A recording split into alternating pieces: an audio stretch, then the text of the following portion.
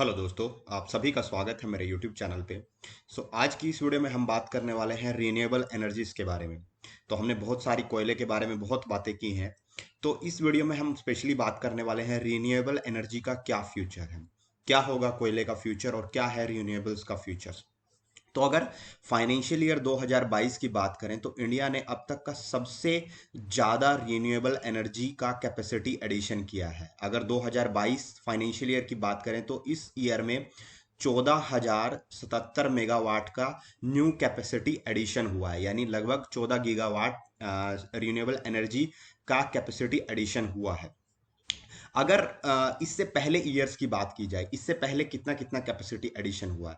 अगर इससे पहले की बात की जाए तो इससे पहले जो साल थे उसमें अगर फाइनेंशियल ईयर 21 की बात की जाए और फाइनेंशियल ईयर 20 की बात की जाए तो फाइनेंशियल ईयर 21 में 7356 मेगावाट कैपेसिटी एडिशन हुआ था।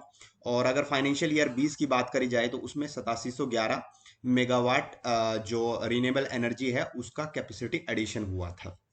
अब अगर हम बात करते हैं कि ये जो 14,077 मेगावाट है, इसमें से किस किस का कंट्रीब्यूशन कितना कितना है, मतलब कि अगर बात करें कि सोलर का कितना है और विंड का कितना है, वो सब चीज़ें अगर बात करें तो इसमें जो सोलर पावर कैपेसिटी एडिशन है जो कि ग्राउंड माउंटेड होते हैं उनका है 10,178 मेगावाट।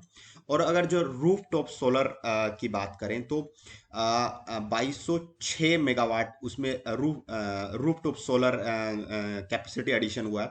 और अगर ऑफ ग्रिड बात करें तो ऑफ ग्रिड की बात करें तो 407 मेगावाट का इस साल में कैपेसिटी एडिशन हुआ है। और एक और यहाँ पे जो देखने वाली बात है कि इससे पहले हाईएस्ट कैपेसिटी एडिशन रिन्यूएबल्स का कब हुआ था, तो वो हुआ था फाइनेंशियल ईयर 18 और 17 में, जिस टाइम पे 11,754 मेगावाट और 11,320 मेगावाट कैपेसिटी का एडिशन हुआ था। और ये जो 14,077 मेगावाट 2022 में रिन्यूएबल एनर्जी का कैपेसिटी एडिशन हुआ है, इसमें से 91% जो आया है वो सिर्फ सोलर से आया।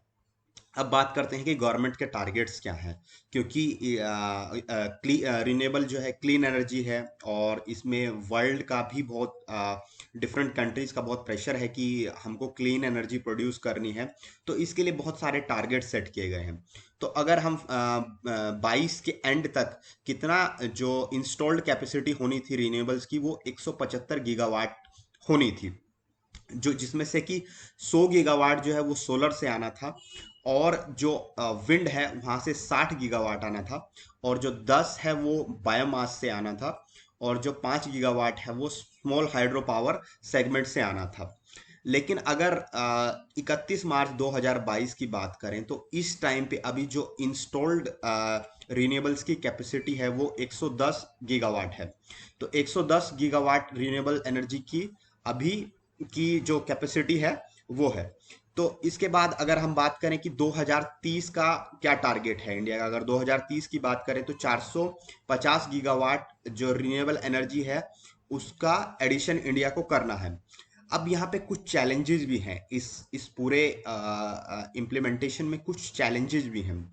एक तो चैलेंजेस है कि इस पूरी जो कैपेसिटी है इसको ग्रिड से जोड़ना एक बहुत बड़ा चैलेंज है, क्योंकि हम डिफरेंट डिफरेंट सोर्सेज हैं, जैसे विंड हो गया, सोलर हो गया, फिर उसके बाद बायोमास हो गए, फिर उसके बाद स्मॉल हाइड्रो हो गए। तो इनको इंटीग्रेट करना होगा ग्रिड में। और जो दूसरा जो बड़ा टारगेट है जो दूसरा जो बड़ा जो चैलेंज होगा वो होगा, इसके लिए बहुत सारी लैंड चाहिए। जो जो ground mounted solar power plants होते हैं उनके लिए बहुत सारी लैंड चाहिए, तो वो एक बड़ी प्रॉब्लम होगी यहाँ पर। तो अब अगर इंडिया 450 गीगावाट का जो टारगेट है वो 2030 तक पूरा कर लेता है तो जाहिर सी बात है कि इंडिया रिन्यूएबल्स की तरफ ज़्यादा बढ़ेगा और कोयले का फ्यूचर धीरे धीरे